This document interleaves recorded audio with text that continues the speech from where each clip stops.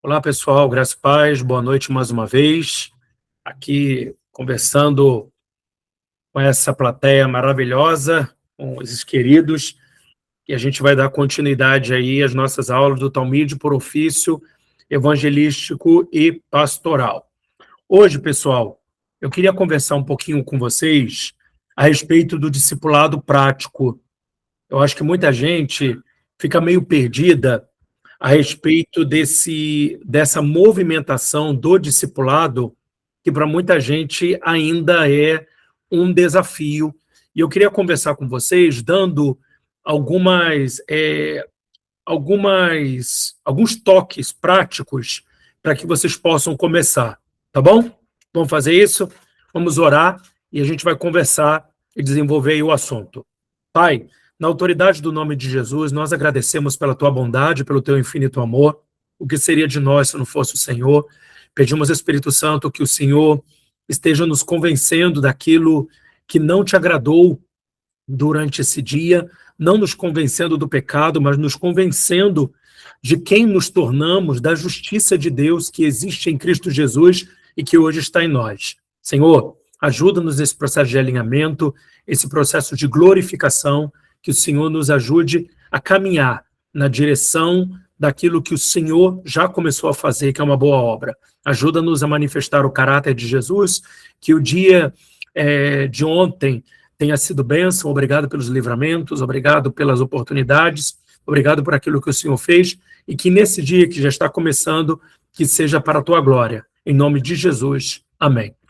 Amém? Pessoal, a gente hoje vai falar um pouquinho desse grande desafio que é discipular. E discipulado, pessoal, não é algo que é apenas para o pastoral. Todos os ofícios, inclusive o apostólico, precisam estar aptos a discipular. O nosso trabalho é um trabalho de treinamento e que envolve também o discipulado. O apóstolo Paulo, orientando a Timóteo, ele disse: o que você ouviu de mim, transmite a outras pessoas, transmite a homens íntegros, homens fiéis, que sejam capazes, eu quero que você preste atenção nisso, capacitados, habilitados a ensinar a outros. Então a gente precisa compreender que o trabalho de um presbítero é um trabalho de capacitação. E a capacitação, ela vem por intermédio do discipulado. Mas beleza, a gente já falou pra caramba no Talmide a respeito do discipulado, e fica uma grande pergunta: como que eu inicio um processo de discipulado? Por que eu estou tocando nesse assunto, pessoal? Muita gente confunde discipulado com apacentamento, e isso acaba se tornando um problema. Por quê? Como a gente trabalha com célula, a gente acha que o apacentamento ele é discipulado, e não é. Precisamos compreender que apacentamento é para todos, mas discipulado não. Por que discipulado não é para todos? O discipulado, ele tem um objetivo intencional. Qual é a intenção do discipulado? Cumprir o propósito daquela pessoa, cooperar para que aquela pessoa consiga colocar em prática aquilo que Deus a chamou para fazer. Tudo bem? Então, hoje, eu quero trabalhar com vocês algumas questões práticas a respeito do discipulado. Por quê? Porque muita gente que dirige célula, que é líder de célula, acha que as pessoas que estão ali são seus discípulos. E isso é um equívoco, pessoal. Por quê? Quando nós olhamos para os evangelhos, nós vemos três tipos de pessoas. Havia a multidão, os seguidores e os discípulos. Vocês percebem que Jesus falava com a multidão, dava um nível de atenção para os seguidores, mas o seu tempo era investido nos discípulos. E é isso que a gente precisa compreender e distinguir quando nós lideramos uma célula, quando trabalhamos no modelo celular. Beleza? Então, vamos lá. Dentro da minha célula, nós temos os 3 grupos reunidos. Nós temos os seguidores, nós temos a multidão e também temos os discípulos. Qual o tratamento que eu dou a cada um deles? A gente precisa compreender que a multidão, ela sempre vai estar presente. Mas a multidão, ela tem uma característica bem interessante. Qual é? Ela não tem nenhum nível de comprometimento. É aquela pessoa que gosta de vir para a célula, que frequenta a célula, que está em todos os trabalhos da célula, mas quando você fala com ela a respeito de se tornar membro da igreja, quando você fala a respeito de ter algum tipo de comprometimento, de avisar quando não vai à célula, essa pessoa ela não quer. Por quê? Existem vários motivos, a gente podia aqui elencar inúmeros fatores que fazem com que essa pessoa não queira se comprometer, mas ela é classificada como multidão. Como que você trata a multidão? Você trata bem, você dá atenção naquele momento, até pergunta, até chama, mas você precisa entender que toda resposta que eu dou, toda ação, é mediante uma reação. Então, se aquela pessoa ela não tem um mínimo de comprometimento, a minha resposta é baseada no mínimo de comprometimento que ela tem. Tudo bem? Vou convidá-la, vou avisar que tem célula. Quando tiver uma confraternização, eu vou avisá-la, mas eu preciso discernir que aquela pessoa ela não tem comprometimento com o propósito de Deus na vida dela. E isso é importante. Nós não estamos falando de nós como líderes. Estamos falando da pessoa que não tem comprometimento com o propósito de Deus. O comprometimento, a falta de comprometimento, na verdade, é com ela mesma. Então, a gente precisa discernir isso. A pessoa, ela não tem nenhum nível de comprometimento com a igreja, com a célula, com o seu propósito. Qual o nível de resposta que eu dou a ela? O mesmo nível de resposta que ela quer dar para o seu propósito. Beleza? Então, eu dou toda a atenção, eu sou simpático. Quando ela quiser conversar, a gente pode conversar, mas em todo tempo eu preciso alertá-la a respeito do comprometimento que ela precisa ter com Deus. Por quê? Porque Deus tem um projeto na vida dela, e esse projeto, pessoal, ele não foi escrito por um líder da igreja. Ele foi escrito pelo próprio Deus. Então, a falta de comprometimento dela é com o destino profético, é com a história que Deus quer escrever através dela. Até aqui, pessoal, alguma dúvida? Ou está tudo ok? Alguém quer fazer uma pergunta? Não? Vamos lá. O segundo público que eu tenho é dos seguidores. Quem são os seguidores? São as pessoas que são assíduas na célula, elas até têm algum tipo de comprometimento com a igreja, são membros da igreja, e elas têm um potencial gigantesco, mas elas não se prontificam a se tornarem pessoas desenvolvidas, ou seja, potências. Uma pessoa pode ter todo o potencial do mundo e nunca desenvolvê-la. E a gente precisa entender que potencial para ser desenvolvido precisa querer, precisa se disponibilizar. Você não pode se disponibilizar pela pessoa. Um dos erros que eu cometi na minha vida, no meu ministério, foi tentar desenvolver quem não quer se comprometer. A gente trata bem, a gente sorri, a gente dá abraço, a gente diz que a pessoa é querida, você não tem que tratar a pessoa diferente, você não tem que...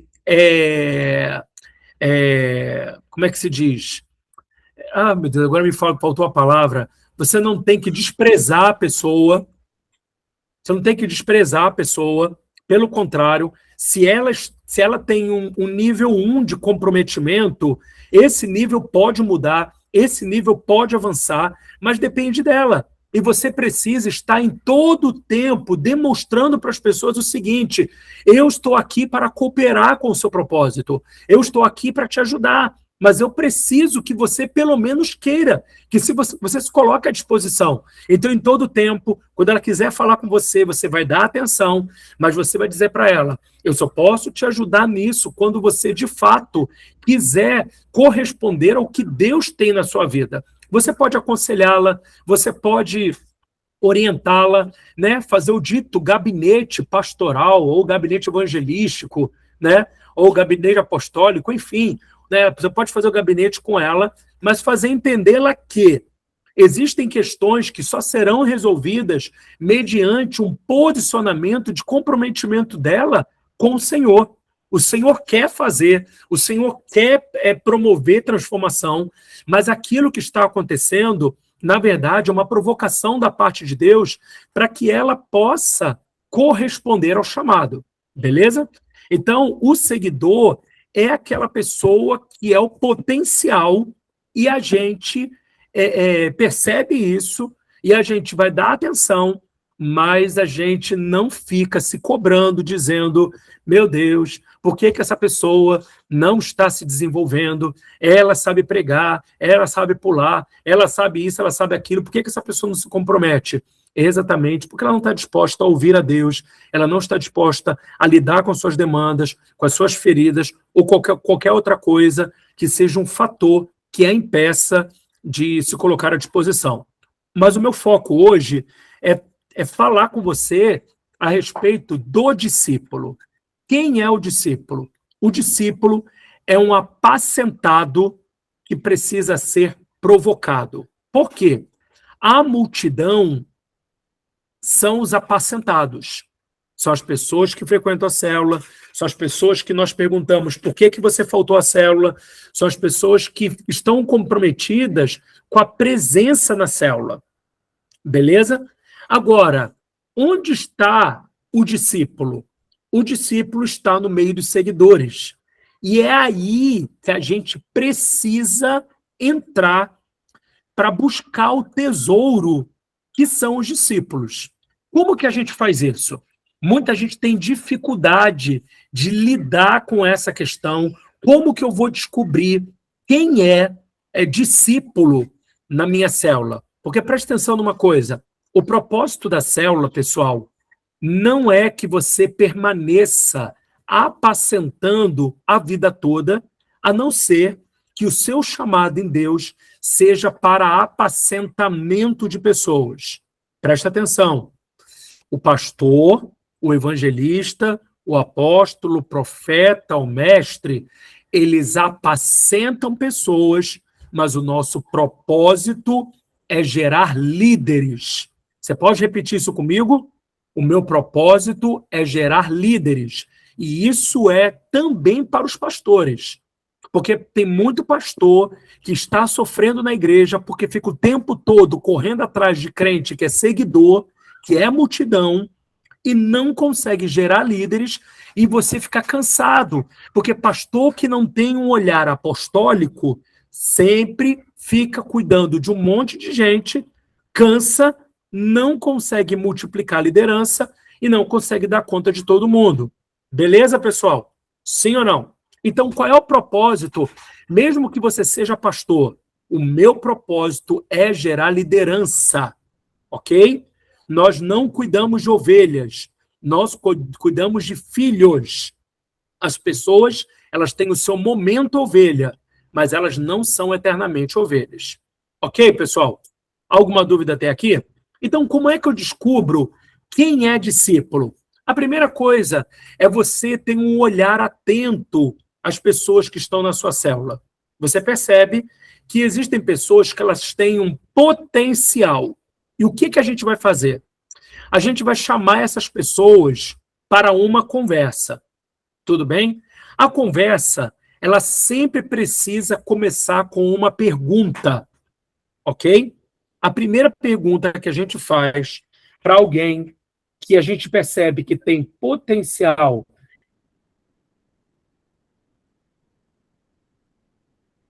para se tornar um líder, a palavra que você tem da parte de Deus no seu propósito. Tem uma falhada? Deu uma falhada aí, pessoal? Vou repetir. Qual a palavra que você tem da parte de Deus a respeito do seu propósito? O que Deus chamou você para fazer? Perfeito? Por que que a gente começa com essa pergunta? Essa pergunta vai nortear o que você pode trabalhar na vida daquela pessoa. Qual a palavra que Deus tem para você a respeito do seu propósito? Por que que é muito importante a gente perguntar sobre a palavra que Deus deu? A palavra que Deus deu, gente, precisa ser convicção. Ok? Se a pessoa te perguntar assim, o que que você acha? Você vai dizer para ela, o que eu acho pouco importa. Eu posso colaborar com a palavra que Deus tem para você, mas a convicção, quem precisa é você. Ok, gente? Então, se a gente chamou a pessoa para essa conversa e ela ainda não tem uma palavra da parte de Deus, o que que a gente faz? A gente desafia, a gente provoca essa pessoa a orar a respeito da palavra que Deus tem sobre a vida dela. Beleza? Ela vai buscar essa palavra. Apóstolo, eu posso ter uma percepção espiritual a respeito dela? Claro que você pode, mas você não deve comentar no primeiro momento. Por quê? Porque o seu comentário pode influenciá-la. O seu comentário pode fazer com que ela, por preguiça, abra mão de buscar em Deus e ela fique pautada na sua palavra. O que que ela está fazendo, pessoal? Transferindo a responsabilidade para você. Transferindo a responsabilidade. Ok? Por quê? É mais fácil eu seguir o que o meu líder está falando. E isso, pessoal, parece até ser muito espiritual. Ok? Uau, eu tenho uma palavra para você. Mas isso faz com que a pessoa não se desenvolva em convicção. E quando tudo começar a dar errado, quem que ela vai culpar? Adivinha? Ó, você! Por quê? Porque ela não tem convicção. Ela está falando, olha, eu só segui essa palavra porque você é meu líder e você mandou. Não, não, não, não, não, não. Nós estamos aqui para emancipar pessoas. Então, você pergunta para ela, qual é a palavra que você tem? Se ela não tiver, eu vou te dar um desafio. Busque essa palavra. E por que que eu não posso te dar uma palavra, apesar de ter percepções?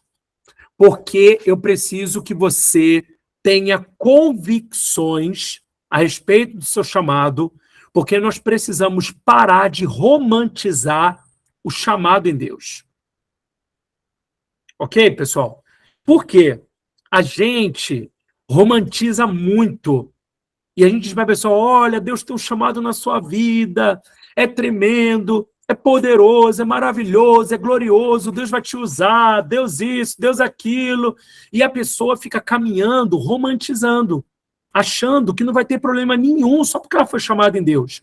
Só que o chamado, você sabe muito bem, que vai exigir de nós o quê, pessoal? Vai exigir de nós desafios, enfrentar problemas, lidar com nossos medos, lidar com os nossos traumas. Tudo bem? E o que que a gente vai precisar fazer? A gente vai precisar lidar com essas questões juntamente com a pessoa. Então, o que que a gente faz? Antes da pessoa falar para a gente qual é o chamado, a gente para com a romantização. A gente diz, olha, eu estou falando para você orar porque eu preciso cooperar com o Espírito Santo. Eu não tenho que inventar nada novo. Se você tiver uma palavra, eu vou cooperar com aquilo que o Espírito Santo quer comunicar a você, porque a sua dependência não é da liderança, a sua dependência é do Espírito. Você precisa, desde já, começar a olhar para Jesus. Por quê? Porque se a sua base motivacional for eu, líder, ou as pessoas que você vai derramar a sua vida, você vai desistir em algum momento, porque você vai se decepcionar, porque você vai se entristecer, porque você vai ter que lidar com o pior das pessoas. Compreende, pessoal? Estou sendo claro? Sim ou não? Então a gente precisa parar de romantizar. Por quê? Porque as pessoas precisam entender que para que as pessoas deem o melhor, elas precisam lidar com o seu pior. E quem é que vai estar lidando com o pior das pessoas? Você! Ô, Glória! Olha aí. Você. Você vai ter que lidar com o pior. E você precisa, como líder, como discipulador, entender que você não pode esperar a gratidão das pessoas. Ah, mas eu investi em minha vida. Eu tenho uma coisa para te contar. Ninguém pediu para você investir nada.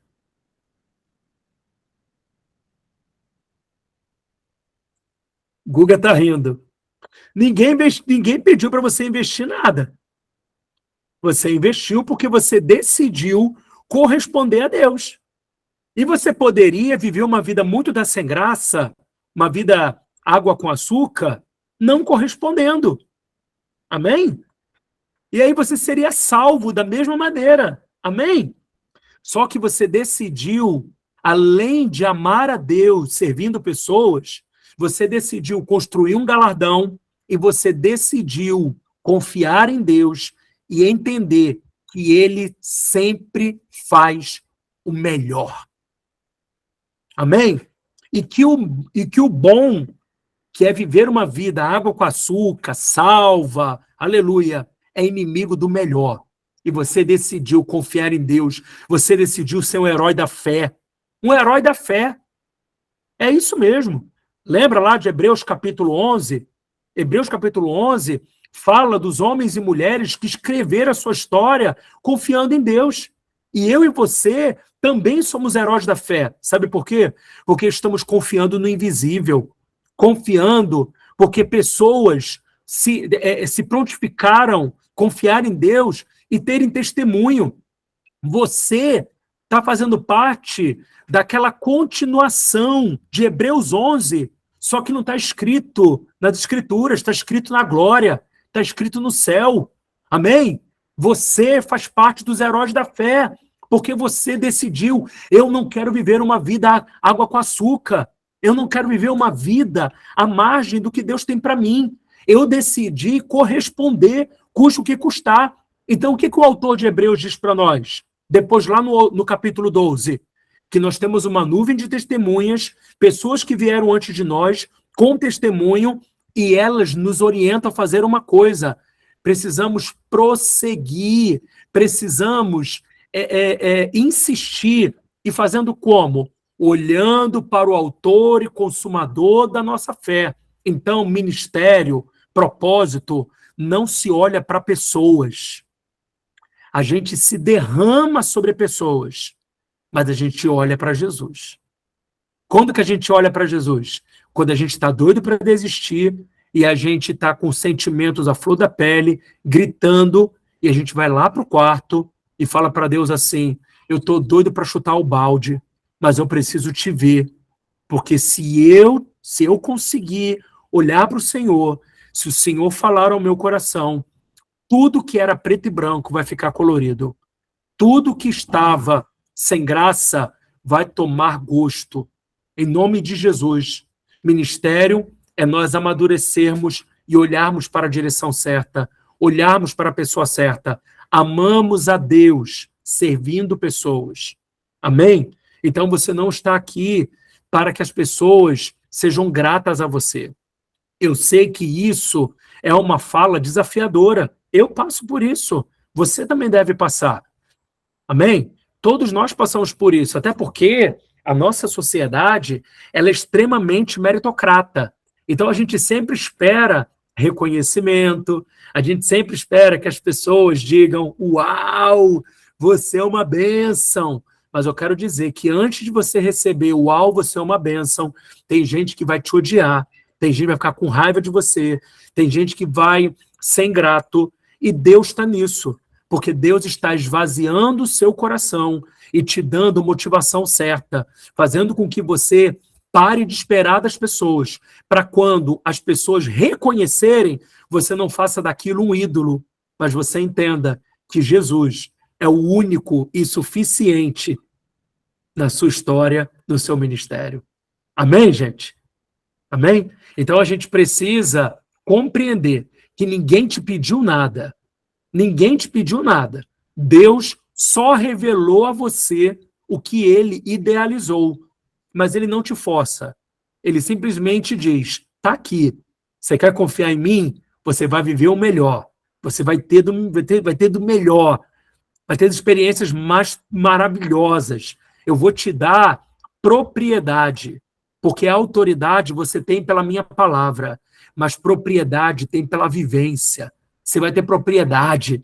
Você vai falar para as pessoas e as pessoas vão ficar dizendo, uau, como é que você viveu isso? Você vai dizer, porque eu desisti de viver a minha vida, eu entreguei, eu perdi a minha vida para ganhar a vida verdadeira que está escondida em Cristo Jesus.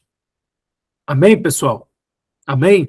Uma vida apaixonada, uma vida com sentido, uma vida com desenvolvimento, uma vida que reflete a imagem, o caráter de Jesus.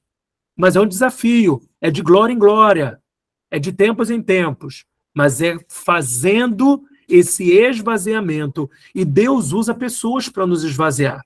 Amém? Então, voltando para o discipulado, o que a gente faz?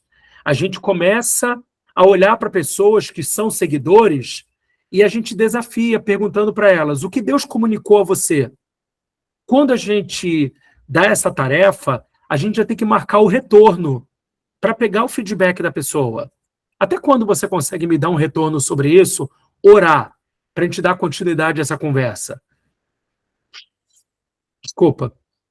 E aí, quando a pessoa volta e ela diz, eu fui chamado para isso, eu fui chamado para aquilo. E aí você vai juntar com as palavras que a pessoa recebeu com as impressões que você tem. Por quê? Porque nós, como discipuladores, nós somos pais espirituais, pais e mães de uma geração. E o que pai e mãe dão para uma criança? Destino. Então, Deus usa a nossa vida para dar destino à vida de pessoas. E aí a gente começa a fazer o quê? A gente começa a viabilizar o destino daquela pessoa. Como que eu viabilizo o destino daquela pessoa? Primeiro, ensinando para ela a lidar com o básico. E o que é o básico para a gente? O básico para a gente é aprender a lidar com pessoas, é aprender a cuidar de pessoas, é aprender a liderar pessoas. Por quê, pessoal? Porque ministério não se cumpre sozinho. Ministério envolve pessoas, ministério envolve trabalho, ministério envolve derramar-se, entrega. Então, o que a gente vai fazer? A gente vai pegar essa pessoa e fazer um desafio. Você gostaria de ser desenvolvido para se tornar um discípulo? Ela ainda não é um discípulo, ok? Então, o que a gente vai fazer? Se ela aceitar, a gente vai dividir o trabalho da célula com ela. Claro que isso é um trabalho progressivo. Por exemplo, como é que a gente começa esse processo de desenvolvimento? A gente marca com essa pessoa uma semana sim, uma semana não, para ter um encontro individual com essa pessoa. A gente está começando um relacionamento de desenvolvimento, ok?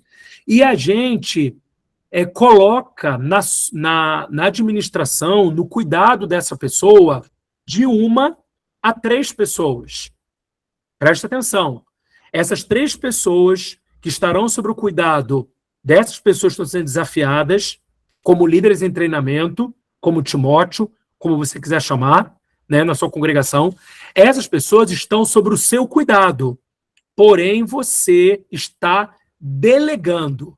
Delegar, gente, não é largar, tá bom? Porque muita gente acha assim, não, eu dei para fulano cuidar e agora eu vou largar. Não. Você dá para fulano cuidar e você supervisiona esse cuidado. É um cuidado supervisionado. Então, eu dou de 1 a 3 pessoas para ela cuidar. E qual vai ser o trabalho de cuidado? Fala, olha, essas 3 pessoas aqui estão sob o seu cuidado e você tem a responsabilidade de dar atenção a elas no final da célula, sempre avisá-las a respeito da célula ou de qualquer atividade que seja importante para elas participarem. Quando elas faltarem, você vai ligar para elas, você vai fazer esse cuidado, que é o cuidado mínimo. À medida que essa pessoa vai progredindo no cuidado mínimo, o que você faz com ela? Você vai fazer o treinamento dessa pessoa em ela ministrar o estudo de célula. Tudo bem? Ela ainda não é discípulo, ela é um líder em treinamento. E aí você vai dar a oportunidade dela ministrar o estudo de célula, primeiramente para você, você vai corrigir todas todos os desvios, questões, e aí você vai dar uma oportunidade a ela, você presente na célula, dela ministrar o estudo. Não se coloca um líder em treinamento para estar responsável pela célula se você não estiver presente, a não ser que aquela pessoa esteja extremamente, como é que se diz? Treinada por você. Tudo bem? Então, pessoal, primeiro trabalha-se o cuidado, depois trabalha-se a liderança da célula. Como? Ministrar o estudo, né? Ter algum tipo de fala na célula, enfim, orientar essa pessoa sobre a postura dela. Qual é a postura de um líder em treinamento? Primeiro, dá sempre atenção para os visitantes. Segundo, dá sempre atenção para as pessoas que estão debaixo do seu cuidado. Terceiro, dar atenção para os líderes em treinamento. Então, pessoal, a gente não fica na panela. O líder, ele tem que ser orientado a não ficar em panela com as pessoas que já se conhecem. Primeira atenção é para os visitantes. Segundo, para os membros da célula, principalmente para as pessoas que estão sob o seu cuidado, ok? Que é do líder em treinamento. Perfeito, pessoal? Tá bom? Depois, se essa pessoa estiver correspondendo, o que você vai fazer? Você vai dividir o tempo de encontro que você tem com ela em supervisão da célula, ou seja, você está cuidando, ligou para fulano, como é que está Bertano, desse cuidado, e também você vai começar a cuidar da vida pessoal dessa pessoa. Ok? A vida pessoal. Por que a vida pessoal, gente, ela é tão importante? Quando a pessoa enxerga que você é resposta para a vida pessoal dela, ela começa a abrir o coração para você como liderança.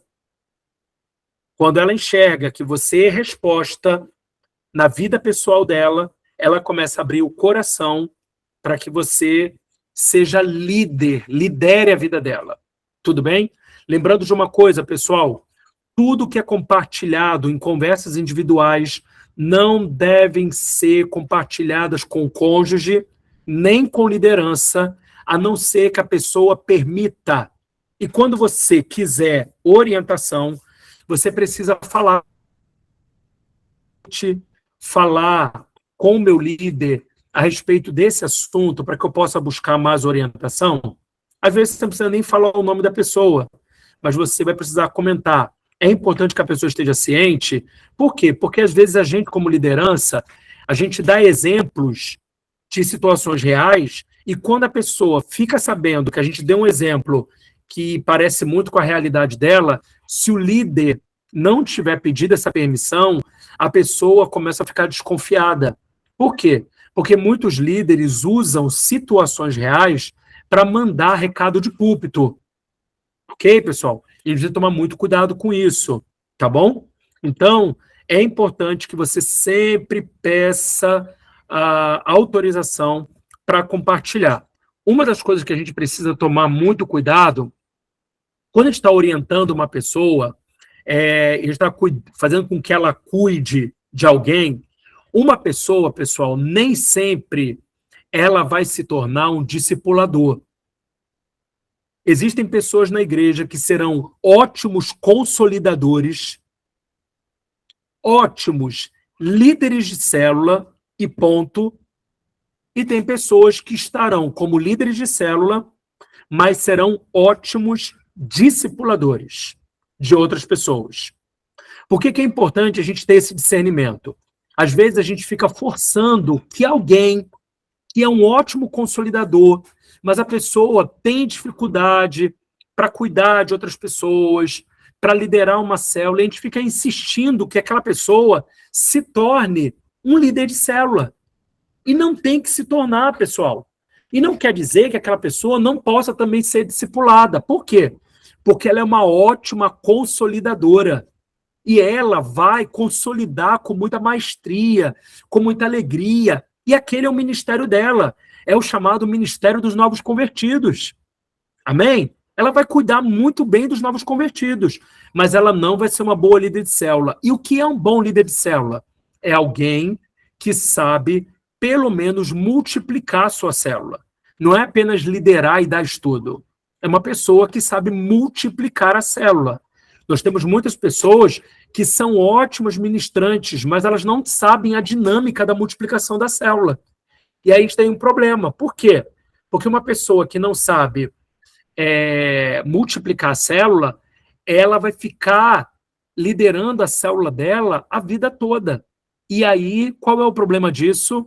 Quem lidera a célula durante muito tempo, chega uma hora que cansa. Tudo bem? Então, qual é o mínimo que deve acontecer numa célula? A pessoa não tem chamado para ser um discipulador, né? Que é discipular líderes, mas ela precisa pelo menos ter a sensação que o chamado dela de como líder habilitou outras pessoas a serem líderes de célula também. Ela precisa desenvolver essa capacidade para ser um líder de célula, ok? Ela é um apacentador, mas ela tem a capacidade de levantar outros de célula, de treinar pessoas para serem líderes de célula, e tudo certo, está tudo bem. E ela vai ser discipulada para ser um multiplicador de células. Tudo bem, pessoal? Para ser um apacentador. E ela precisa ter esse chamado oxigênio da célula. O que é o oxigênio da célula? É ela multiplicar e ela liderar novas pessoas dentro da célula. Se você ficar com mais de 2 anos com as mesmas pessoas, você começa a adoecer. E aí você começa a achar que não vale a pena, porque as pessoas que estão ali, elas não estão se desenvolvendo. Quando você tem líderes em treinamento, você multiplica, e ainda que você continue liderando célula, e aqueles líderes sejam discipulados por outras pessoas, você carrega a multiplicação e você tem o oxigênio da célula. Tudo bem, pessoal? Até aqui. Alguma pergunta, pessoal? Pergunta. Nada? Tá todo mundo ok? Todo mundo certo? Ok, certo não, né? Mas... Por que certo não, Guga? Fala. O que houve? Não, apóstolo, são as variáveis dentro de uma célula, né? São, muitas das vezes, tratamentos que a gente tem que sempre procurar. Onde mais eu queria compartilhar aqui, fazer um comentário na questão de aprender a guardar o coração e não criar expectativa por pessoas, né? Eu acho que a nossa maior dificuldade é quando a gente enxerga o potencial e aí a gente já coloca o coração, sai criando expectativa e a pessoa não quer de verdade, ela está ali e para ela está tudo bem, o que ela está preocupada é só a salvação dela, ela não quer frutificar, ela não quer cumprir o chamado e o propósito dela. E para mim isso tem sido um aprendizado constante e, de certa forma, um exercício. Eu tenho aprendido a exercitar isso. Já me expus mais, já tive o coração mais exposto. E aí, automaticamente, me feria, me frustrava, me entristecia. Então, hoje, tenho aprendido a exercitar para não permitir, né, que meu coração seja exposto. O provérbio ele é muito enfático quando ele fala que sobre todas as coisas que a gente tem que guardar, a gente tem que guardar o coração, né? E isso é uma máxima para a gente praticar. Era só isso que eu queria comentar com os irmãos. Isso aí. Júlio, vou te dar a oportunidade, Nilson, só fazer aqui um comentário aqui sobre o Google, que o Guga estava falando. Guga, isso é um exercício diário que a gente precisa fazer. Porque a gente tem um falso entendimento de que a gente é responsável de que a pessoa viva o que a gente sabe que ela pode viver. Só que isso não é uma verdade bíblica. Olha que coisa interessante. O jovem rico, quando se aproximou de Jesus, a Bíblia diz que Jesus o amou. Olha só, que Jesus o amou. E ele faz a pergunta, mestre, bom mestre, o que é necessário para herdar a vida eterna? Jesus falou assim, olha, desde a minha mocidade, ou seja, desde criança, eu pratico essas coisas. Aí Jesus falou assim, mas te falta uma coisa. O que te falta? Faltava para ele a prática. Ele tinha tudo, ele conhecia tudo, mas ele não tinha prática. A palavra de Deus diz que o jovem rico se entristece porque ele não está afim. O cara tinha potencial, o cara tinha talvez uma palavra, mas ele não estava disposto a ter a prática tão desafiadora que era vender tudo e dar para os pobres. Era o que Deus tinha para ele, né? E Jesus não carrega o peso da desistência do outro. Eu acho que a gente precisa caminhar nisso. Eu não sou responsável pela desistência do outro, a não ser que eu tenha cooperado com carnalidade. Se eu cooperei com carnalidade, eu preciso ser humilde e manso, como Jesus, e fazer o quê? Pedir perdão para aquele irmão que está magoado, né? Tentar refazer o caminho. Mas eu preciso compreender que as pessoas elas vão viver o que elas quiserem.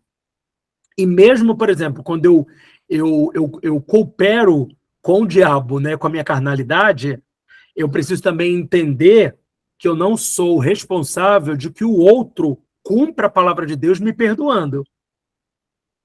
Não é? Porque a palavra de Deus diz, se você pecou contra o teu irmão, você vai até ele, e ele não abre o coração, você não ganha o coração dele, a Bíblia não diz que você é um publicano. A Bíblia diz que a dureza do coração dele faz com que ele se torne um publicano. Ou seja, como um publicano. Ou seja, alguém que vive em desobediência, alguém que não conhece a palavra de Deus. Enfim, então a gente precisa entender, estou responsável até um determinado ponto. Eu preciso... O que muita liderança vive, né? Eu sou pastor, eu tenho que dar minha vida pelas ovelhas. Dar a vida pelas pessoas não é você achar que você tem que fazer o que elas querem. Entendeu? Mas, enfim. Genilson, fala comigo. Deixa eu fazer uma tréplica aqui no teu comentário. Claro. Um minuto, Genilson. Está com a mão levantada, Genilson. Deixa eu só concluir meu raciocínio, meu irmão, senão vou me perder. Duas coisas. A primeira é que o dar a vida pelas pessoas acaba que a gente quer assumir o lugar de Cristo, né? E quem deu a vida por nós foi Ele. Então, isso já me tira um peso. Isso já me tira uma carga emocional que eu fico, não, peraí, eu não tenho que também me matar e dar a vida pela pessoa, uma vez que Cristo já fez isso. Eu preciso ser, no meu entendimento, um facilitador para que essa pessoa floresça e cumpra o ministério dela. Ponto. Sobre a questão que a gente estava falando muito especificamente, eu acho que isso vai muito de encontro com essa minha transição do evangelístico para o pastoral e de um pastoral com a pegada evangelística. Inclusive, tenho até um feedback para te dar. Eu bati um papo com o Derby, a gente está orando sobre, e foi bem construtivo, foi bem legal esse papo. Mas a questão toda é que o lado evangelístico, eu acho que ele é quem se apega mais a esse desejo de que eu quero que essa pessoa flua, eu quero que ele desenvolva, eu quero que ele se torne o que Deus tem para a vida dele. E o pastoral já não. Eu acredito que o pastoral, ele, por saber que existe a diferença entre a ovelha que precisou ser resgatada e o filho pródigo que teve que o pai esperar ele voltar, o pastoral ele tem essa ponderação, né? Das 99 ovelhas que o pastor deixa para buscar uma, é porque ela se perdeu, é diferente. Já o filho pródigo, não. Foi uma decisão tomada que, no tempo certo, ele pôde retomar, refazer o caminho e voltar atrás. Eu acho que passa muito por isso, tá? Eu acho particularmente essa questão, Guga, da expectativa é um problema da nossa natureza humana. Eu acho que isso não está nem muito vinculado ao evangelístico em si. O evangelístico ele deseja muito salvação, né? Essa coisa do cumprir o propósito é uma mentalidade do espírito, né? De destino profético, da gente cooperar com as pessoas. Mas é isso, a gente precisa compreender que as pessoas são responsáveis, né? Difundiu-se na igreja uma mentalidade de que o pastor precisa apresentar as ovelhas, né? E o nosso apresentar é apresentar mediante o que as pessoas quiseram, entendeu? É mediante o que as pessoas quiseram. Ou seja, qual é a minha responsabilidade? Eu preciso apresentar as pessoas que me foram confiadas mediante o que elas quiseram e mediante também a minha responsabilidade. Por isso, Guga, eu tenho uma coisa sempre dentro de mim. Quando as pessoas vêm até mim, eu pergunto para elas assim, o que você quer? O que você deseja? Sabe por quê? Porque eu não sou mágico. Se a pessoa não quiser colaborar comigo, cara, eu posso rodar com o varão, posso pular, posso fazer o que quiser. Não vai acontecer. E por que não vai acontecer? Exatamente porque as pessoas precisam se render aos processos de Deus, e eu sou cooperador, eu não sou Deus. É aquilo que você falou, né? A gente quer tomar o lugar de Deus, e quem convence é o Espírito, a gente só coopera. Mas obrigado, meu amigo, muito obrigado. Fala, Genilson.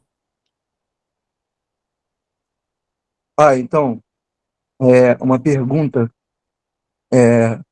a respeito de salvação, pai.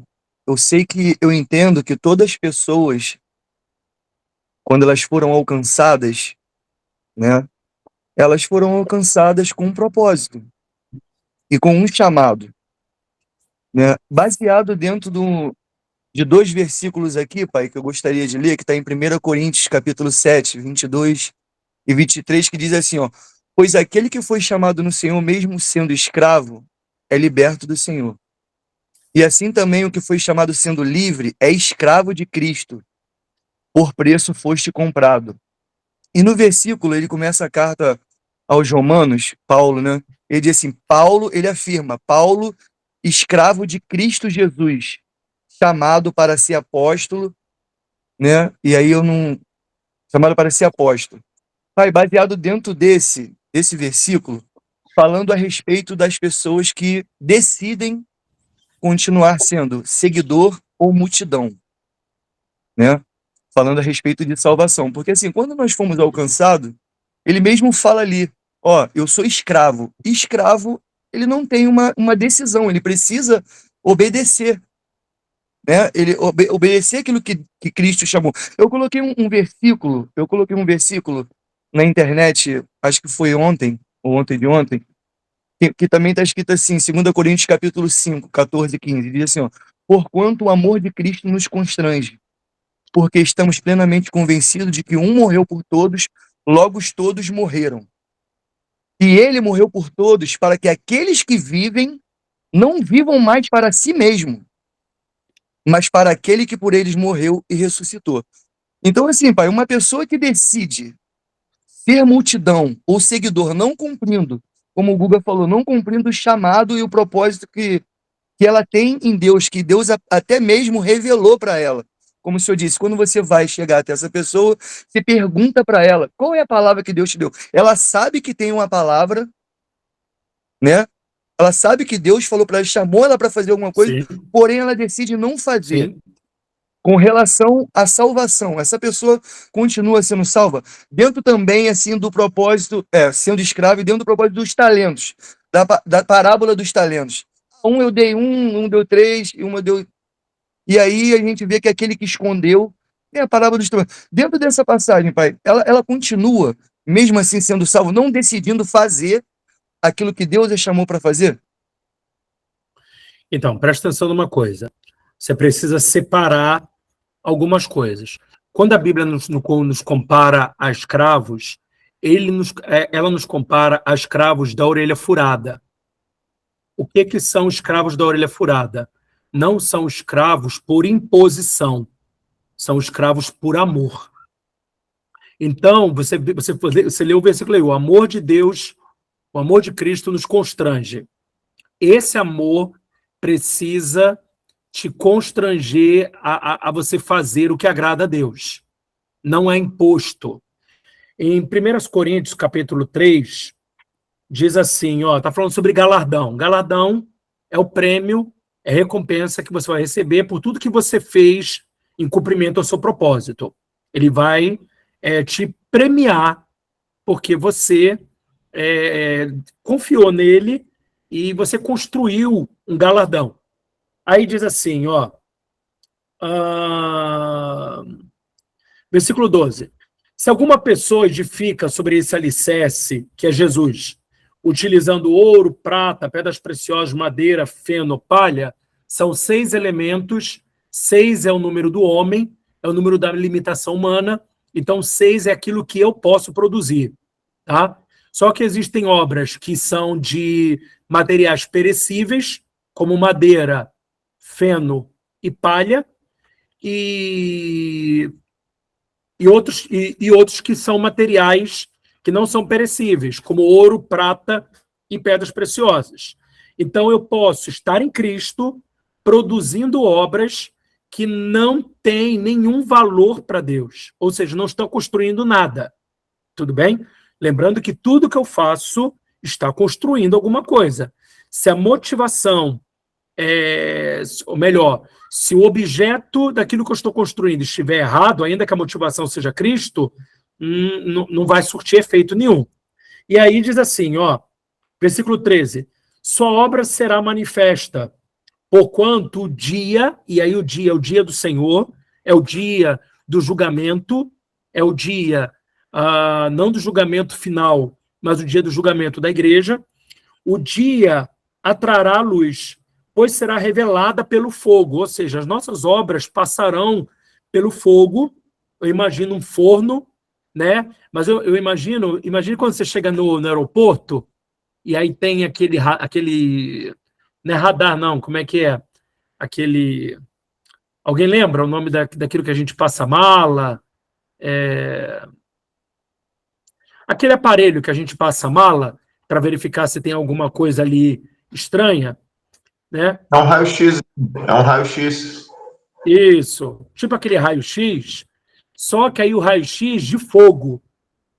E aí as obras passarão ali dentro, o que sair do outro lado é o que vai definir o seu galardão.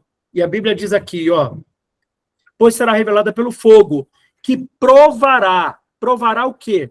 A qualidade da obra de cada um.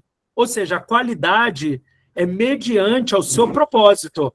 E aí diz assim, se a obra que alguém construiu permanecer, isso quer dizer que existem obras que podem não permanecer, ele receberá a sua recompensa, o seu galardão. Se a obra de alguém se queimar, este sofrerá prejuízo. Ainda assim, será salvo, como alguém que escapa por entre as chamas de fogo. Ou seja, é o crente que decidiu não construir o seu galardão, o que ele fez por intermédio do corpo não teve relevância nenhuma, foi de madeira, foi de feno ou palha, passou pelo fogo, não resistiu, porque não tinham vidas envolvidas, não tinha aí, não construía nada. E o que aconteceu? Ele não recebeu o galardão, porém foi salvo. Ok? Quando a gente lê lá a parábola dos talentos, a gente precisa compreender que o Evangelho de Mateus ele foi escrito para judeus e não para nós. A gente prega, a gente utiliza, mas a gente precisa compreender o público para o qual aquela parábola está sendo escrita. Aquela parábola está sendo escrita para Israel. Então, Israel, vocês receberam talentos, tem pessoas que estão escondendo seus talentos e você vai para um lugar de ranger de dentes. Por quê? Porque na lei você é salvo mediante a sua performance, mediante a sua obediência. Na graça, nós somos salvos por intermédio de Jesus, ok? E quem é salvo é escravo, mas aí você precisa tomar a decisão de ser um escravo por amor, não por imposição, para construir da maneira certa. Ok? Não sei se eu consegui responder, mas não perde salvação assim não, Genilson.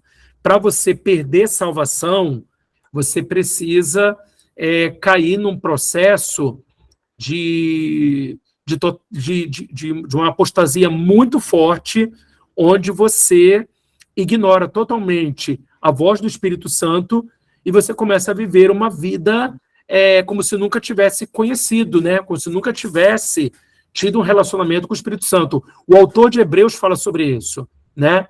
Ele fala sobre aqueles que provaram, né, da presença do Espírito, né, de questões do mundo vindouro, e, mesmo assim, se afastaram, entraram num processo de incredulidade, de apostasia tão grande, que não teve como o Espírito Santo permanecer fazendo o que ele começou.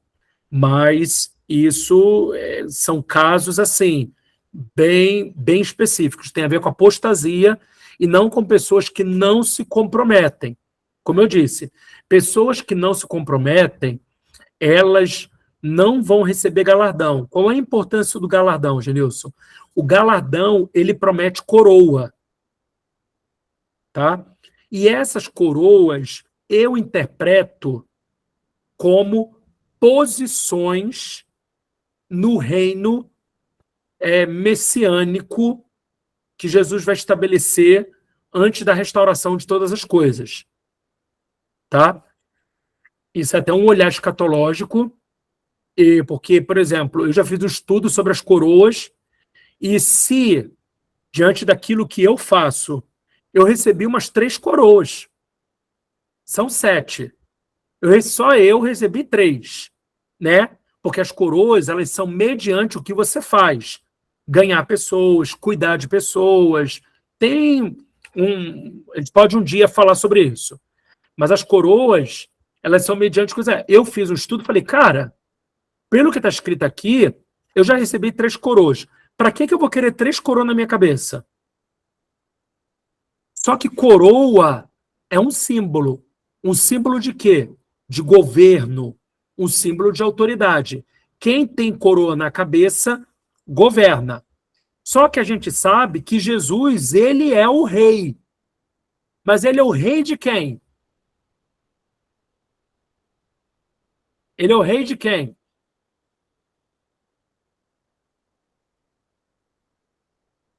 Vamos lá, gente. Estou sozinho aqui? Jesus é o rei de quem?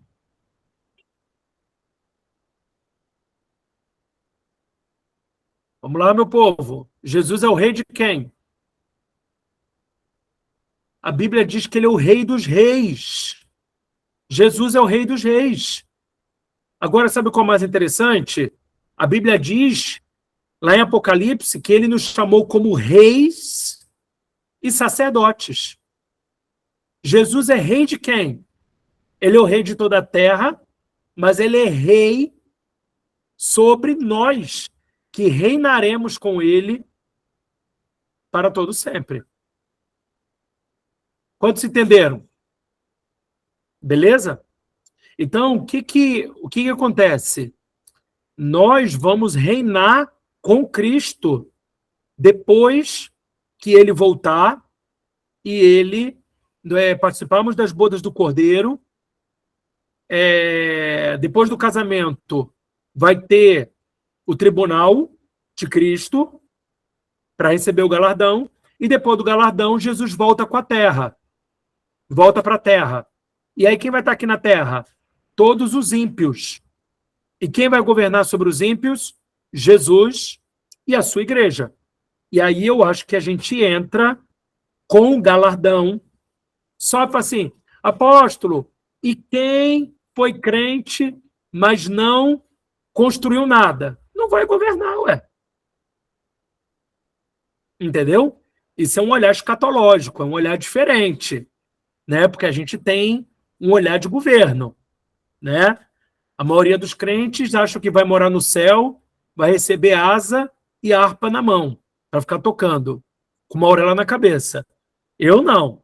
Eu acredito que se as coroas descritas na Bíblia, que são 7, elas falam que são prêmios para quem cuidou de pessoas, salvou pessoas, cara, isso é um chamado para governo. Porque qual é a melhor maneira de Deus nos alinhar do que nos fazer lidar com pessoas difíceis? Quanto mais eu lido com pessoas difíceis, mais eu sou desafiado a me parecer com Jesus. Porque eu preciso renunciar, eu preciso abrir mão de mim, eu quero matar a pessoa, Jesus fala para eu não matar, eu quero falar umas boas verdades, Jesus fala para eu não falar, ou eu preciso falar a verdade da maneira como Jesus falaria. Então, é um aprendizado constante. Compreendeu? Amém? Beleza, pai. Tranquilo. Tranquilo? Obrigado pelo Beleza? esclarecimento. Obrigado. Nada. Então, pessoal, o discipulado, ele tem esse objetivo de fazer o quê? De nos fazer caminhar com pessoas, fazendo o quê? Cooperando com o propósito, o chamado delas. Então, eu vou desafiando essa pessoa a fazer o quê? A ela cuidar de outras pessoas juntamente comigo, tudo bem? E vou alinhando a vida dela, sempre fazendo o alinhamento pessoal. O que eu posso te ajudar? Qual a dificuldade que você tem com o seu cônjuge? Qual a dificuldade que você tem na sua vida financeira, na sua vida profissional? Posso te ajudar? Ok? Então, é importante que você vá trabalhando com essas questões. Quando a pessoa ela se torna um consolidador, ela se torna um líder de célula, aí, de fato, essa pessoa se tornou um discípulo seu. Por quê? Porque discipulado é para quem está comprometido com propósito. É quem quer se desenvolver. E à medida que a pessoa vai caminhando, o que a gente vai fazendo? A gente vai acompanhando esse desenvolvimento. Por exemplo, eu gosto muito de pedir às pessoas, nos meus discipulados, que elas façam cursos como Homem ao Máximo, Casados para Sempre, Paz para Toda a Vida. Por quê? Porque, à medida que essas pessoas fazem esses cursos, e eu já fiz, eu sei que esses cursos, eles contemplam alinhamentos que toda pessoa precisa passar. Então, esses cursos, eles são ferramentas que me auxiliam no alinhamento da vida desse discípulo. Mas eu só vou desafiar a pessoa a essas ferramentas na medida que elas entendem que são líderes, que elas querem crescer, elas precisam se desenvolver. Porque, pessoal, como eu falei com vocês no início, discipulado não é para todos. A gente tem uma mania de chamar a gente de discípulo que não é discípulo. Por que a pessoa não é discípulo? Não cuida de ninguém, não está se desenvolvendo, não quer compromisso, não é meu discípulo porque vai na célula. Não é. Não é. Entendeu? Todas as pessoas que foram chamadas de discípulos eram pessoas que estavam comprometidas com os processos de Jesus. E você viu o quanto Jesus promoveu alinhamentos na vida daqueles homens. Então é todo mundo que é discípulo? Não. Todo mundo que está comprometido. Qual é o meu papel? O meu papel é provocar. Eu vejo pessoas dentro da célula que têm potencial, eu chamo para conversa, pergunto qual é a palavra que Deus tem sobre a vida dela, peço para ela orar, dou pessoas para ela cuidar, sobre a minha supervisão, e aí eu começo a trabalhar. Eu sou um provocador, mas a pessoa precisa querer. Fala, Lu. Apóstolo, e no caso, se pelos estudos, pelas coisas que estão sendo ensinadas, discípulos seriam mais trabalhados com aqueles que ocupam uma liderança, pessoas que têm alguma, vamos colocar assim, não me veio uma outra palavra, mas que tem alguma responsabilidade onde ela se movimenta, onde ela, de uma certa forma, precisa estar, vamos dizer assim, com uma prestação de contas, algo assim. Não sei se seria exatamente essas palavras, mas tentando explicar um pouco daquilo que eu gostaria de entender. Dentro dessas questões, e quando há discipulados que a gente entende que a pessoa ela está mais para um pastoreio do que um discipulado, como a gente poderia trazer isso sem ser algo que talvez traga algum tipo de ferida, a pessoa se sentir deslocada, ou a pessoa se sentir não tendo esse espaço para ser tratada, ou alguma coisa dessa forma.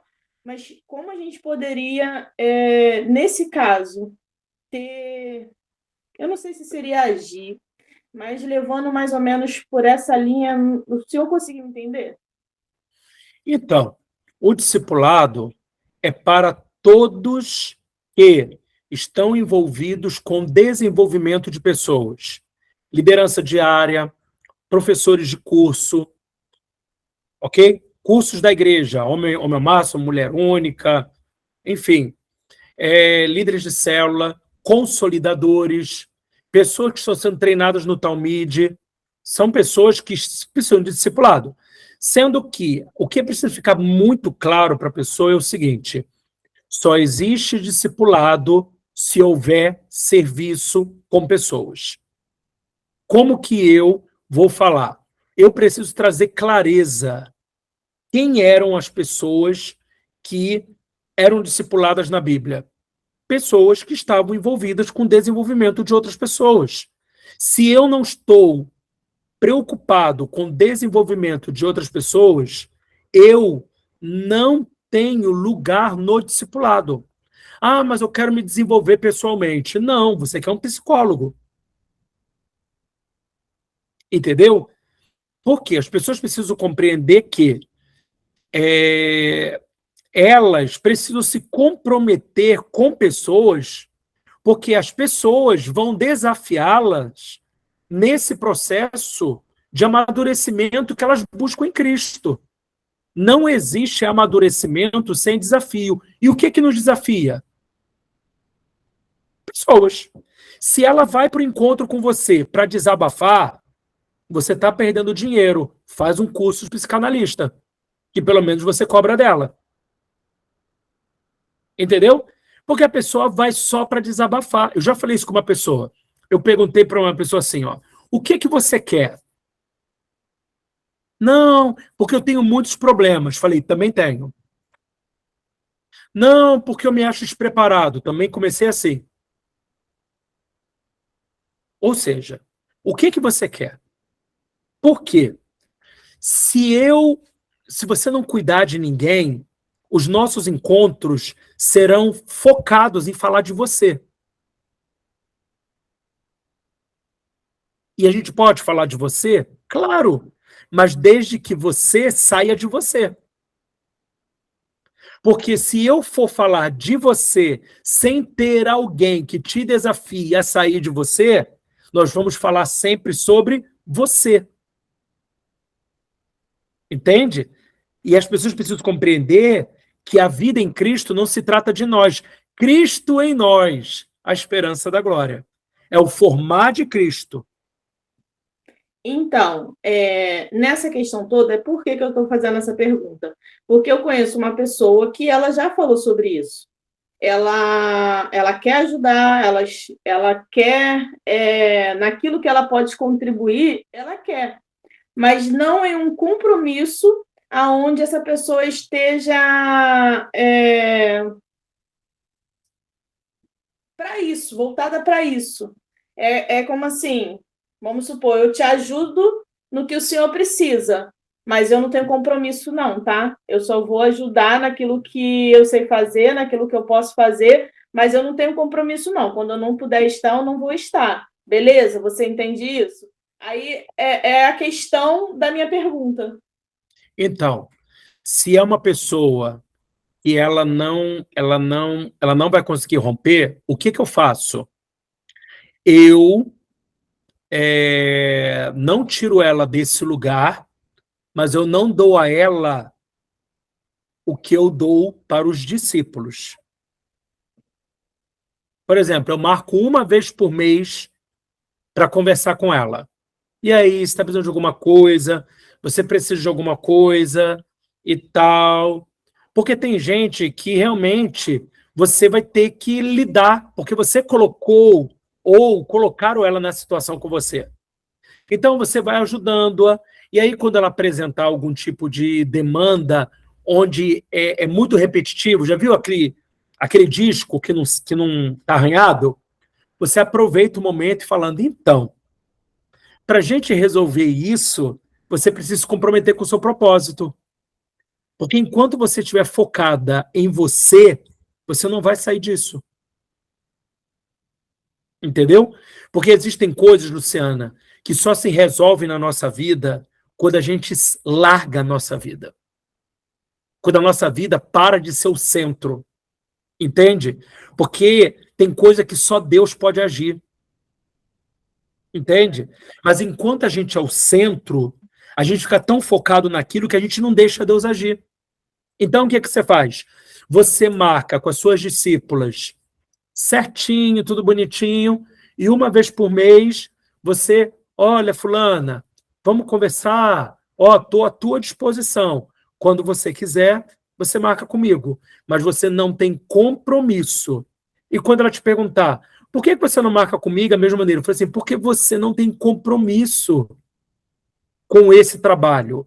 Se eu for me encontrar com você na mesma frequência que eu me encontro com as meninas, a gente não vai ter assunto.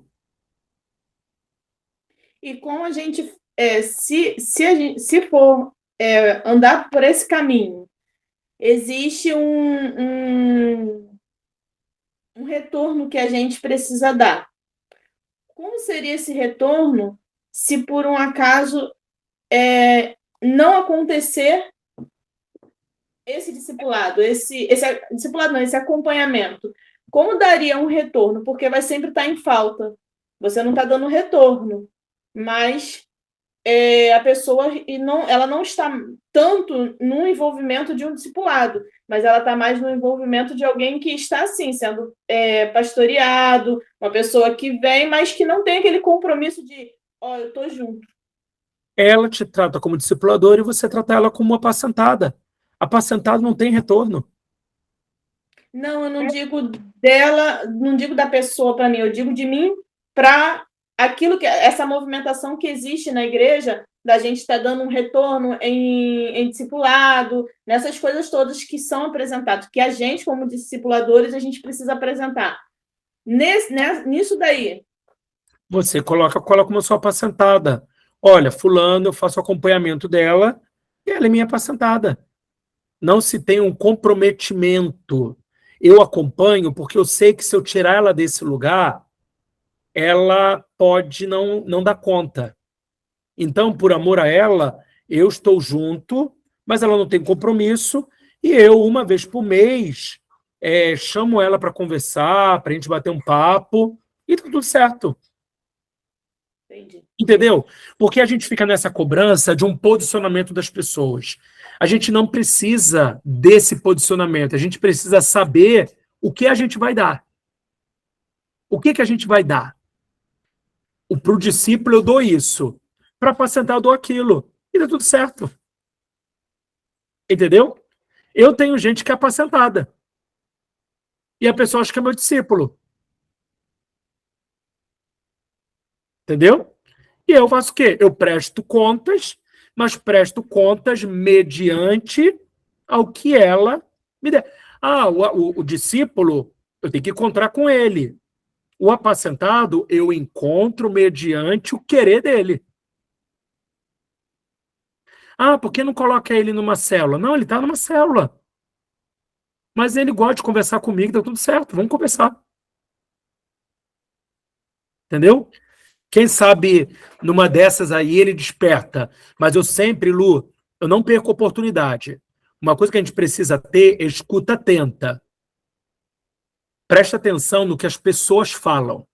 Sempre preste muita atenção no que as pessoas falam.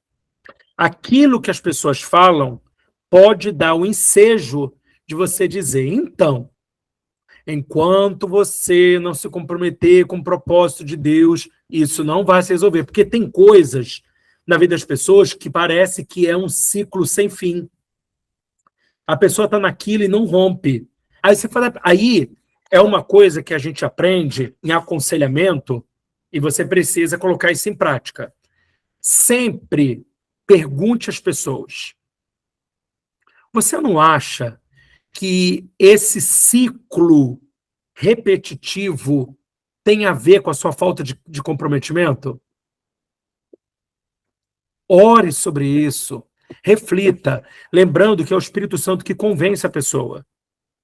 Ela já foi convencida do pecado e agora é convencida da justiça.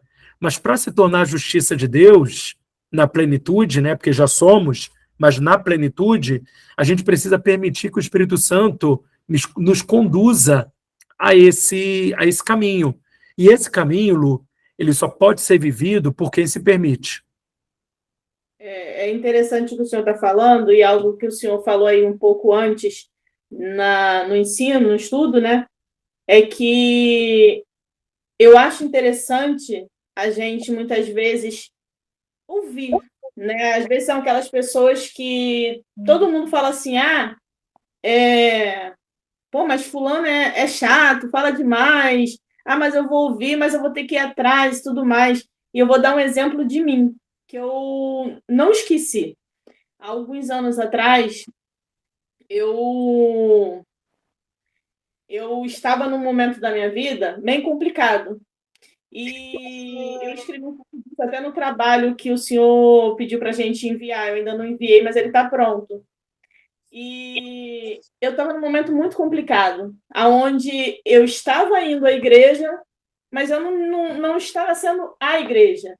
Eu ia à igreja, eu sentava, adorava, cheguei a pegar alguns compromissos, mas eu não estava ativa.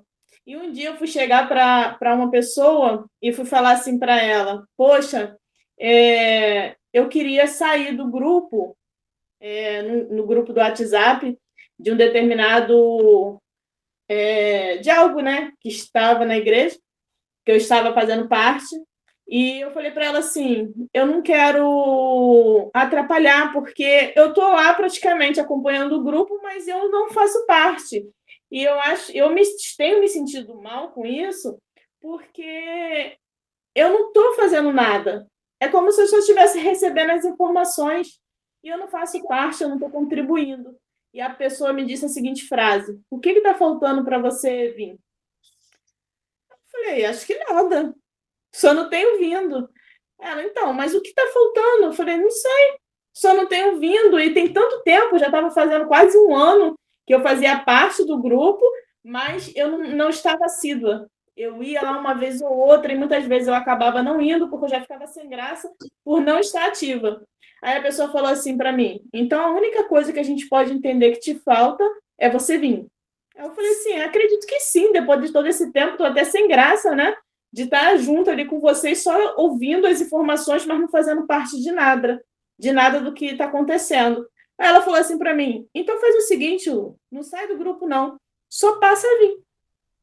Aquilo dali que ela me falou, aquilo causou como é que eu vou dizer uma palavra? Aquilo me causou um confronto tão grande que daquele dia em diante eu passei a ir e fazer parte.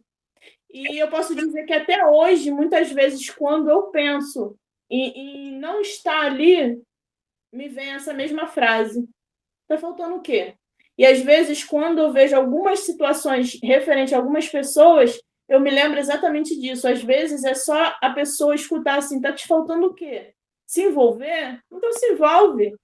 É vir, é fazer parte, então faça parte. Claro que tem que ter um querer de cada um, tem que ter um posicionamento. A pessoa precisa se sentir parte daquilo dali e querer estar.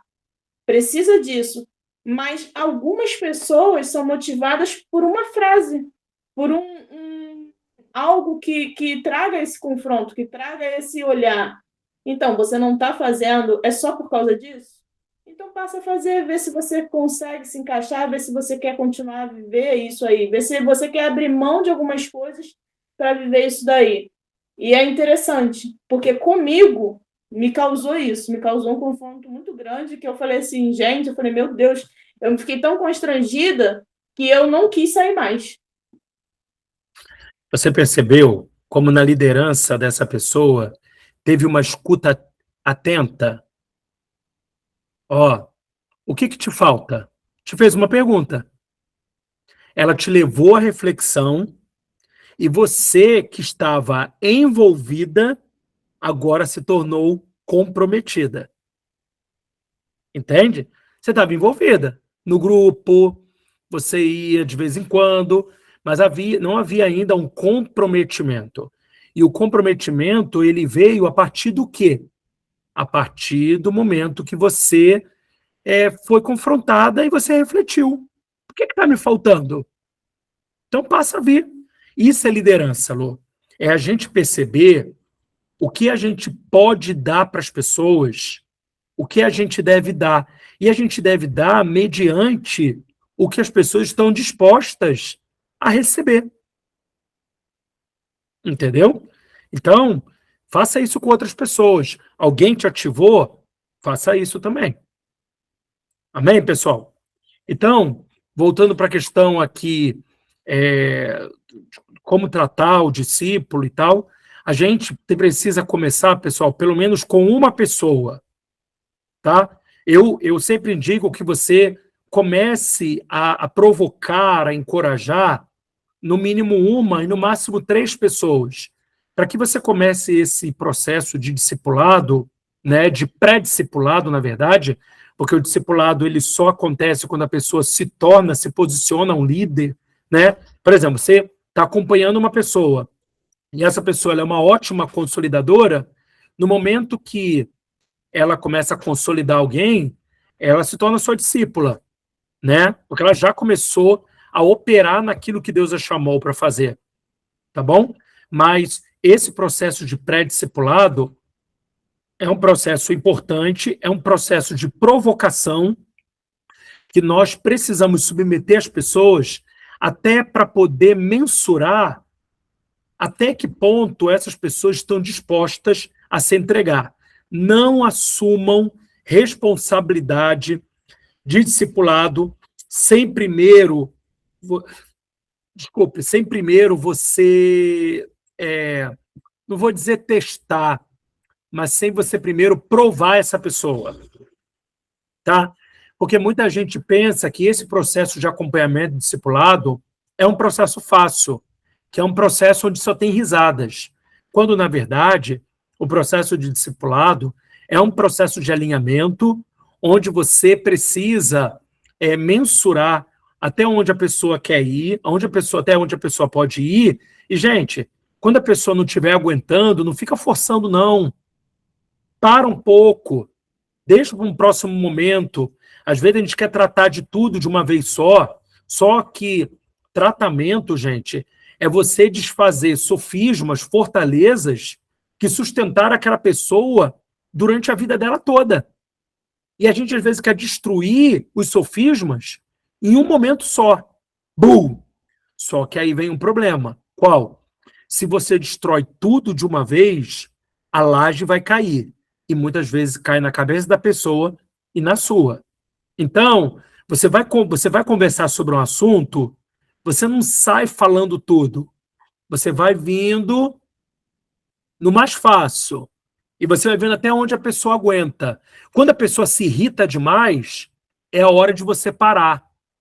Ok, entendi. E às vezes no próximo discipulado você não vai retornar ao assunto, você tem que esperar a pessoa ficar mais confortável. Amém? A gente precisa dosar isso. Por quê? Discipulado é tratamento. E principalmente quando você lida com coléricos. Os coléricos, eles ficam brabos muito fácil. Muito fácil. Né? Olha o outro rindo. Você acabando. Os coléricos, eles ficam bravos, ficam irritados. Aí, a impressão que dá, eles querem te bater. Só que, vou te indicar, nunca fique com medo do colérico. O que você faz? Dá medo, mas aí o que você faz? Ok, não, entendo tudo que você está dizendo. Vamos orar? Porque você precisa esperar o colérico, como é que se diz? Ele se desarmar, ele refletir. Porque o colérico, ele vai para a defesa, ele não reflete. Tá? Reflexão com o colérico, só quando ele está bem alinhado. Ele não reflete. Então, ele ataca. Quando ele ataca, tu fala, meu Deus, arranjei um inimigo. Não arranjou, não. Se você respeitá-lo, ele vai para casa, ele vai pensar. Depois você fala com ele, você pensou sobre aquilo que a gente conversou? Você está melhor? Eu percebi que você ficou muito irritado. O que te irritou? O que eu falei que te irritou? Vamos refletir? O que você acha que naquela minha fala eu não estava correto? E aí você precisa ouvi-lo e você precisa argumentar de boa e perceber quando você deve continuar com o assunto e quando que ele tem que sofrer para poder você tocar no assunto agora com ele quebradinho. Entendeu? Porque o colérico é assim, ele precisa levar na cara para poder aprender. Quando ele leva na cara, ele volta pianinho, né? Pianinho. Eu não brigo com ninguém mais. A cara de sorriso, olha o sorriso. Ó, sorriso agora. Sempre assim. Aí o colérico já começa, né? Amém, amada, amém. Jesus, mata essa bênção. Entendeu? E aí você não toca no assunto, às vezes você vai esperar 1 mês, 3 meses, aí vai acontecer uma coisa, você vai dizer, lembra daquele assunto que a gente começou a conversar, que você não estava preparado? Será que esse agora não é o momento da gente conversar sobre aquilo? Ah, mas é desconfortável. Eu sei que é desconfortável, eu te entendo, mas é necessário. É necessário a gente conversar. É necessário a gente tocar no assunto. É necessário a gente tratar isso. Até quando você vai fugir? Até quando você vai alimentar isso? Está te sabotando. Vê, naquela vez você não quis conversar, te respeitei. Agora, você está passando por um problema que é oriundo daquilo que você não quis conversar, e a pergunta é, até quando você vai fugir daquilo que está te sabotando e te fazendo viver à margem do que Deus tem para você? Amém, gente? Amém? Deu para compreender isso? Discipulado, gente, é necessário, não é opcional. Se você tem um chamado para ser líder, para ser um presbítero, não tem como fugir. Confesso a você que eu não gostava de discipulado, eu gostava muito de consolidação, não gostava, fugia, né? Mas tudo aquilo que eu fugia, depois, quando eu fazia o discipulado, que eu vi o resultado, eu falava, cara, eu tenho chamado para isso, mas eu não gosto. Aí eu falei para o Espírito Santo, me ensina a gostar de discipulado, porque eu não gosto desse confronto, eu não gosto da cara feia das pessoas, gente cabeçuda, gente orgulhosa, gente, sabe, presunçosa. Aí o Espírito Santo começou a me lembrar como que eu era. E aí, pessoal, para você ter misericórdia das pessoas, lembra de como você era. Você não chegou onde você está porque você é bonitinho, porque você é boazinha. Não, você chegou nessa posição porque alguém insistiu, porque alguém teve paciência, porque alguém teve misericórdia. Então, sabe o que isso quer dizer? Que chegou a sua hora de semear o que você colheu. Você colheu pessoas que semearam na sua vida. Amém? Então, agora está na hora de você semear na vida de outras pessoas. Tenha paciência. Ter paciência não é ser bobo, não é você ficar calado, mas é você saber pedir. Fala com o Espírito Santo, até onde eu falo, até onde eu fico caladinho, até onde eu devo conversar. A gente não tem que se omitir. Omissão, pessoal, é a pior coisa. Sabe por quê? Porque aquilo que a gente se omite, um dia vai nos atacar. Aquilo que a gente não quis tratar, que a gente quis ignorar, aquilo vai um dia nos atacar. Então, o que é melhor?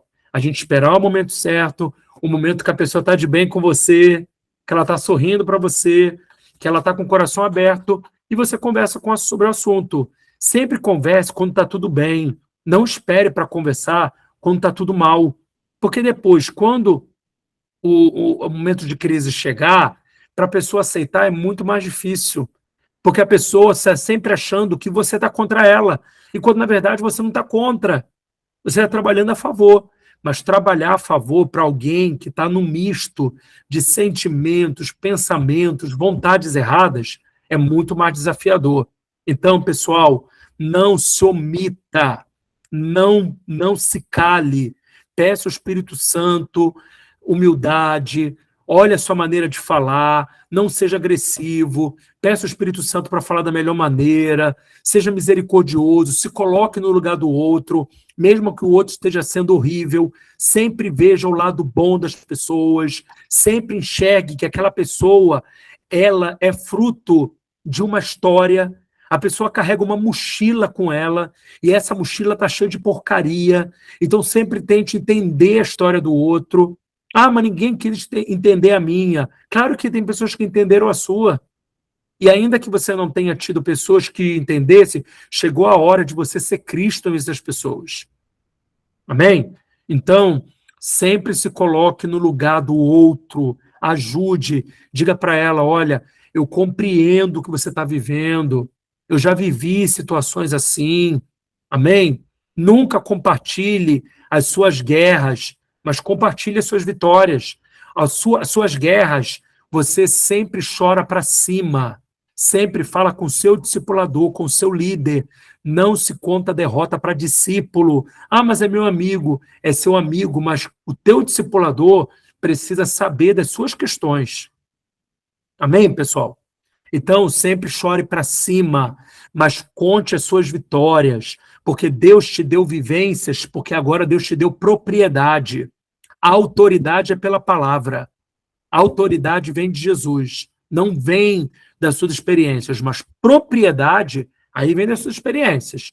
Eu sempre digo, o solteiro pode aconselhar um casado? Pode, por causa da autoridade da palavra, mas ele não tem propriedade, ele não tem vivência. Então a palavra vai dizer, mas ele é limitado porque ele não teve a vivência. Então um casado, ele vai ter muito mais propriedade, mas a autoridade vem pela palavra.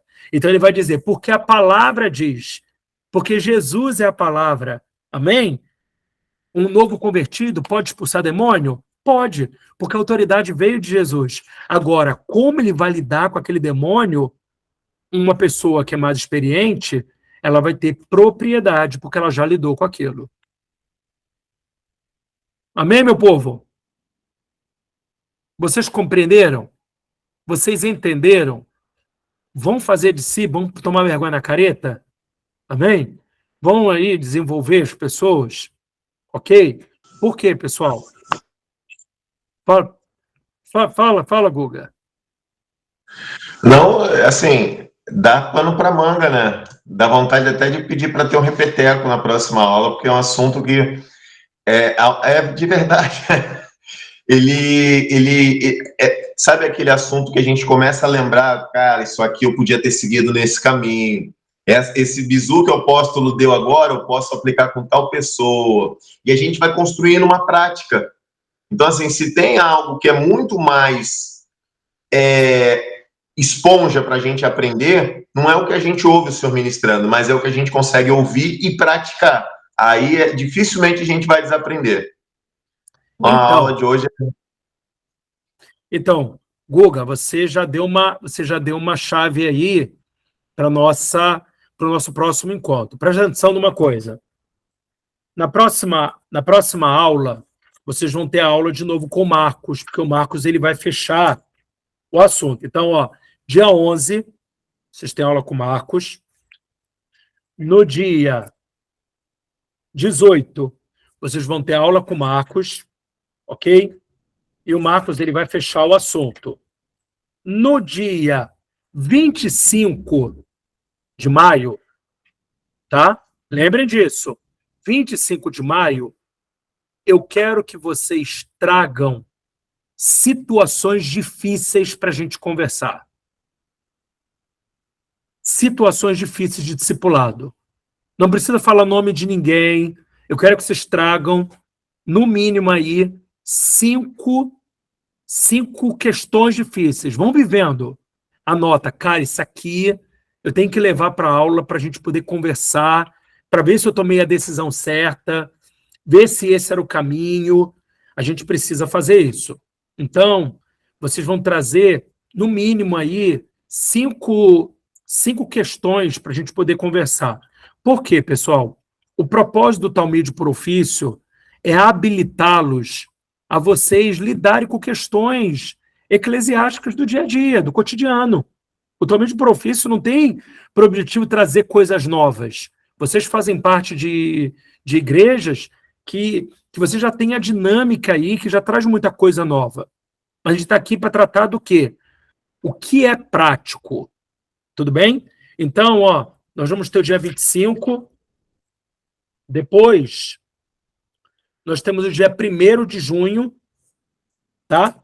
Tudo para desenvolver essas questões. E aí eu quero que vocês tragam questões para a gente poder divulgar e conversar. Ok, pessoal? Dúvidas? Tá bom? Então, a gente vai encerrar nossa aula por aqui. Já são 15 para as 10, né? Passamos direto aí, pegamos intervalo, e a gente está terminando aí no tempo certinho. Alguém quer perguntar alguma coisa? Guga, Lúcia, Nilson? Não? Não, apóstolo. Obrigado por tudo. Excelente a noite de hoje. Nada, que isso. Está aqui para acrescentar e a gente realmente fazer o melhor para Jesus e o melhor também para as pessoas. Oferecer o melhor é oferecer o que Jesus é. Amém? Fala, Gê. Pai, não vou falar não, porque já fui passado, assim, vou voltar de novo, é porque eu só queria tirar a dúvida de um versículo, pai, falando a respeito de justificação, sabe? Porque, assim, eu preciso entender, eu peguei um versículo, né, que foi me lembrado, até conversei aqui com a Elisete, Sim. e, assim, daquilo que a gente foi falar sobre salvação, né, só para me tirar uma dúvida, porque alguém pode me perguntar, pai, a respeito das obras, né, é assim, o público né, para quem Tiago estava falando, deixa eu ver aqui se eu peguei o versículo. Acho que eu peguei sim. É Tiago 2:24. Diz assim, o homem ele afirma que o homem é justificado pelas obras e não somente pela fé, indicando que as obras validam a fé. Não, não, isso aqui não peguei. Peraí, deixa eu pegar o versículo aqui, pai. Vê aí, pai, Tiago, deixa eu ver aqui se eu achei. Tiago 2:24, acho que é isso. Observai que uma pessoa é Sim. justificada por meio das suas ações, e não simplesmente por dizer que crê. Então, o que acontece? O Tiago está mostrando como que nós manifestamos a nossa justificação. A nossa justificação, que nós somos justiça, é por intermédio da fé, é acessado pela fé. Ele acabou saindo. Vou deixar aqui registrado. É por intermédio da fé. Porém, nós manifestamos essa justiça por intermédio daquilo que nós fazemos. Ou seja, somos santos, a santificação, mas a santidade é manifesta por intermédio daquilo que fazemos. Ok? Ele acabou saindo, acabou caindo aqui, mas na próxima aula a gente conversa mais sobre isso. Tá bom? Vamos orar? Pai, na autoridade do nome de Jesus, obrigado por esse tempo, obrigado pela tua bondade, obrigado por aquilo que o Senhor está fazendo e realizando no nome de Cristo Jesus. Que o Senhor trabalhe em nosso coração e nos leve em direção à tua vontade. Toma, Senhor, o corpo de Genilson para que ele se recupere dessa virose, que ele receba toda a saúde de Jesus. É isso que nós pedimos em nome de Jesus. Amém. Genilson, depois eu continuei explicando, depois você dá uma olhada na explicação, se não ficar satisfatório, ou a gente conversa na outra aula, ou você me manda um áudio, mas assiste depois, que aí eu continuei aqui falando, tá bom? Melhoras para você, filho. Um beijo, hein? Graças a Deus, pessoal. Boa noite. Obrigado, pai. Continue abençoando.